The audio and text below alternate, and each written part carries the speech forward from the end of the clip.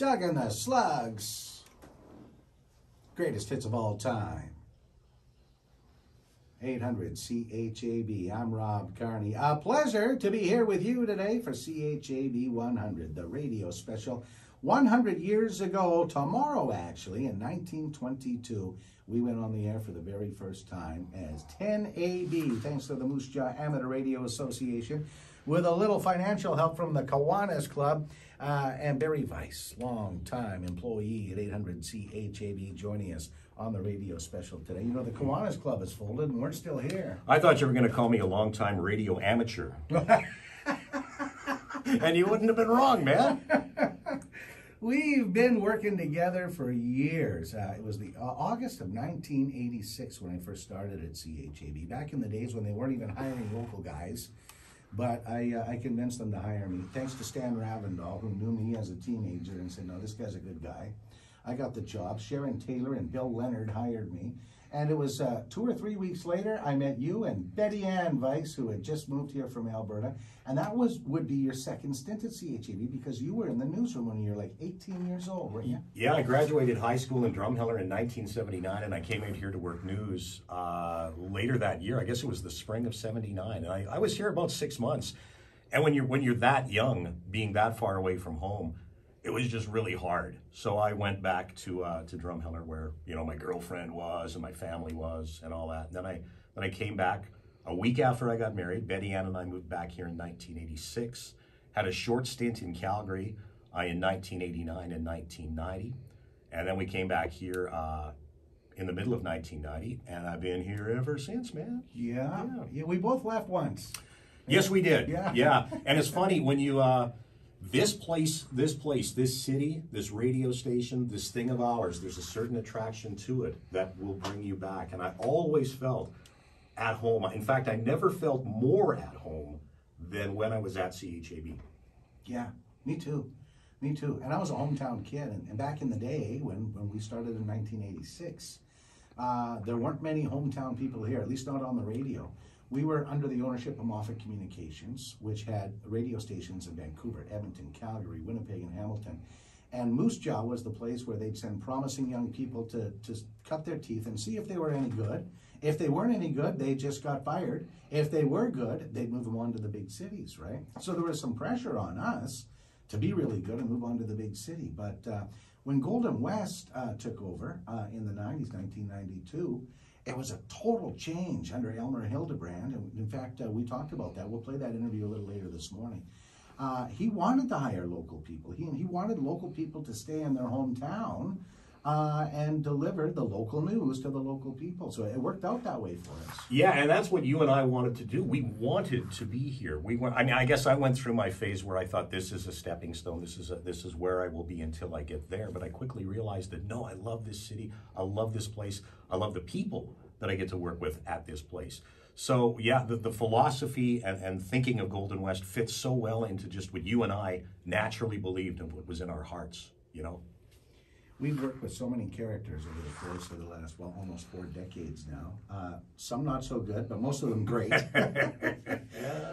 Lots of fond memories about lots of people. And I was sitting here this morning thinking about what we could talk about this morning. And I remember all the parties. We used to have some great parties.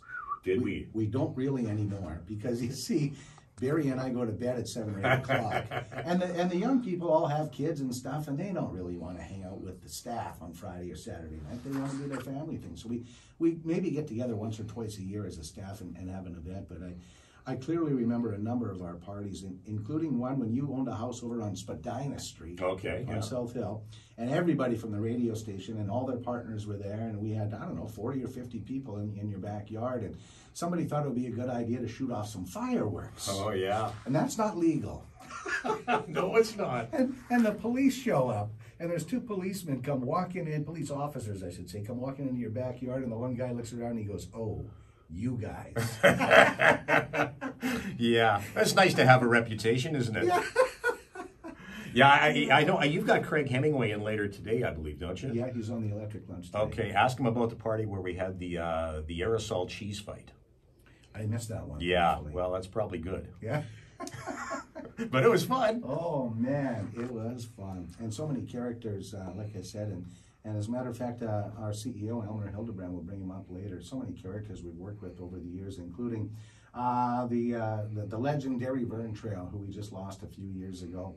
What a motivator he was. We didn't always like working for him, but we always appreciated his enthusiasm. Yeah, you know, some of the stunts that Vern pulled over the years, a lot of them here in Moose Jaw, are legendary. People still tell the stories of the Heritage Inn and the fish derby that we had there. The Heritage Inn was refurbishing their pool. They emptied the pool. Vern filled it with fresh water, stocked it with trout, and had a fish derby, I think for the hospital or whatever. But Vern would do anything, and moreover, he could get you to do anything. He would get you to believe more in yourself than you actually did. He gave you that kind of confidence, that kind of support.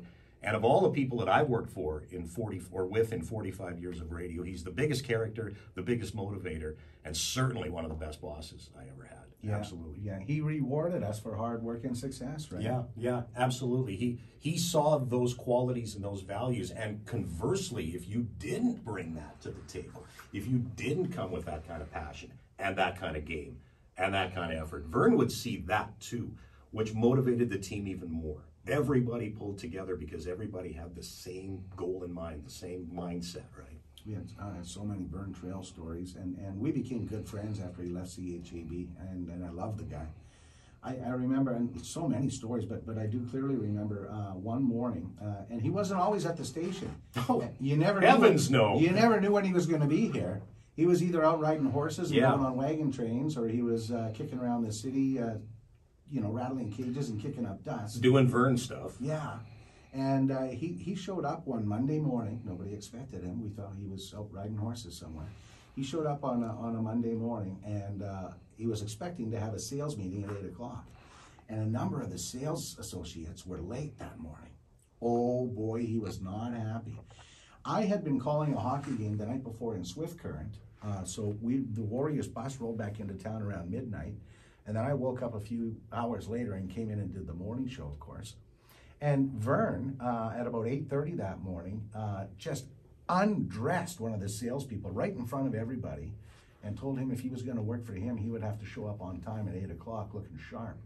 And this guy didn't know what to say. And then he looked at me, Vern, and said, "Look at Carnsey over there." He said, "He called a hockey game in Seattle last night and he showed up on time." Seattle, Swift, what's the difference? Right? I said later, "Vern, I wasn't in Seattle last night, I was just in Swift Current." But he doesn't know that. Yeah, no, that sounds a lot like Vern. Accuracy was less important than motivation, right? Exactly. Like that was his thing. And he motivated that guy that day. Oh, no doubt. No doubt. Hey, we've asked listeners over the course of the last few weeks, Barry, to send in or phone in pleasant memories. And I want to share one here with you from Marge Springett, who's a long-time loyal listener and a regular contributor to the 800 CHAB Family First Radiothon in support of the Moose Jaw Health Foundation. Here's a little bit of what she had to say. Let's hear somewhere. There it is.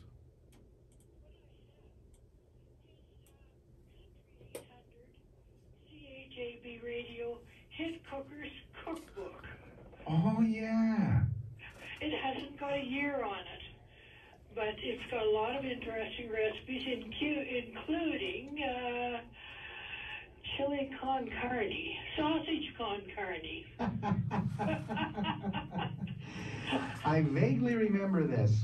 Barrie Vice's vivacious hamburger soup. Okay. Canadian red coat pork chops Venice. Tia's spaghetti sauce. Craig's Italian bread wedges. And lots of other ones. Have you tried any of these recipes? Oh, yes, I've made the hamburger soup. Oh, great. And was it okay? Oh, yes, it was great. You can't go wrong with hamburger soup. Well, I just wanted to let you know about that. Well, I sure appreciate the call, Mark. Keep up the good work. Listen every day, so... Thanks so much. All right. Bye. Are you still making the vivacious hamburger? I am from time to time. I remember when we flipped to Country 800, and we were called the Hit Kickers, the Country Hit Kickers. We got a big cake made somewhere, and it was supposed to say Country Hit Kickers. Well, it comes back Country Hitchhikers. We're not the hitchhikers, man. Oh, those were good days, and I vaguely remember that cookbook that we Oh, yeah. and we gave it away as a prize, and people phoned and wanted to win that thing. And Marge still has hers. That's fabulous. And she mentioned Venice Grant, and she mentioned Tia Daniels, a couple of great gals that worked with us back in the day. Yeah, Venice is up in Saskatoon working for the Saskatoon Media Group. She's news director up there, and Tia is a program director in Lethbridge at a country station. Maybe she's running a couple of stations out there, but she's in Lethbridge and has been for some time. Another real winner that I reached out to on Twitter. We follow each other on Twitter. And she's up at the same time as I am every day, so we tweet at each other every once in a while. But she got her start here, and she's working radio at CBC Montreal. Christy Snell. Sure. There's a hometown girl who is a real success story. Started at CHAB. We didn't keep her long because she was that good. And then she went on to television and radio, I think, in Regina, and eventually ended up at CBC Montreal. Like, she's world class. Absolutely. Christy's one of those gals who has always, just had the gift, right? She just knows how to do this. And right out of the block, she was like that. I'm trying to recall exactly her, how it began with her. I'm not sure that Christy went to radio school. I think we may have simply, as we have in the past, with a lot of great broadcasters, hired them off the street because we saw in them the sensibilities to do the things that we do, and we saw inside them the passion to do the things that we do. And Christy had that, and we identified it quickly, and she flourished. She was wonderful. And still is. Yeah, exactly. We'll be back to share some more stories. This is CHAB 100, the radio special. I'm Rob Carnie with Barrie Vice. More coming up. We're celebrating today with CHAB 100, the radio special. A pleasure to have Barrie Vice on the radio for a short time here. It's been a long time. You've been working from home for a couple of years, and it's good to see you, man. I think this is the third time in 2 years that I've seen you. Yeah, probably. Other than Teams calls or something like that, this is one of the very few times we've actually been face-to-face, mano-a-mano, as they say. Yeah, and as technology advances, you don't have to be here to be on the radio these days. No, you don't, but it's not as much fun. It's a whole lot more fun to be in a studio and to get the energy of the studio, to have people on the telephone and things happening in real time all the time. There's a magic to that, and CHAB, you think of the technology at our radio station, how that has changed from 1922 to 2022. My goodness, just in the time that you and I have been doing this, how different it is now than when it was back when we were queuing up records and reel-to-reels and running carts and whatnot, right? Yeah, we got real good at that, and then it went out of style. Well, that was an art, because you had to fill out your logs by hand. I tell the young people these days, you don't know how easy you got it. You don't know how easy you got it. So I've turned into that guy, right? Yeah. Anything else you'd like to add before we let you go? No, just that it's been the pleasure of my life to be at this radio station. It really has, and I think I want to thank Golden West for their vision, for they really made this radio station what I think you and I always dreamed and wanted it to be, a great community radio station that talked to community people about community things. And that was intrinsically what Golden West was and is about. And I think I just like to say thanks for that, and to Moffat, and to all of the people in all of the places over all of the years. Thanks. Yeah. I think you just wrote a country song. I mean, did I say pickup truck or dog or anything like that? Pleasure working with you. Pleasure to see you here today, Barrie, as we celebrate 100 years on the radio. Hopefully see you soon. Thanks, brother. Appreciate that. We mentioned Stan Ravendall a little earlier.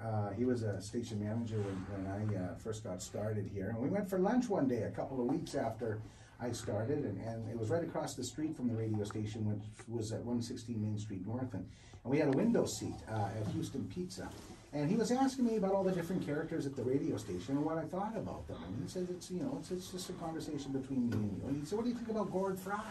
He was our midday announcer. And I said, I love Gord. He's very funny. He's got a lot of energy, and I really like working with him. And then we both just kind of happened to look out the window, and there was Gord Fry standing in the window playing air guitar during the middle of a shift. And Stan said, what's he doing? I said, I don't know, but after lunch we'll find out. And Stan went up to Gord in the control room and said, Gord, Rob and I were having lunch, and we looked across at the radio station, and there you were, standing up in the window, on the windowsill, playing air guitar. Why? And Gord said one thing: rock and roll hoochie coo.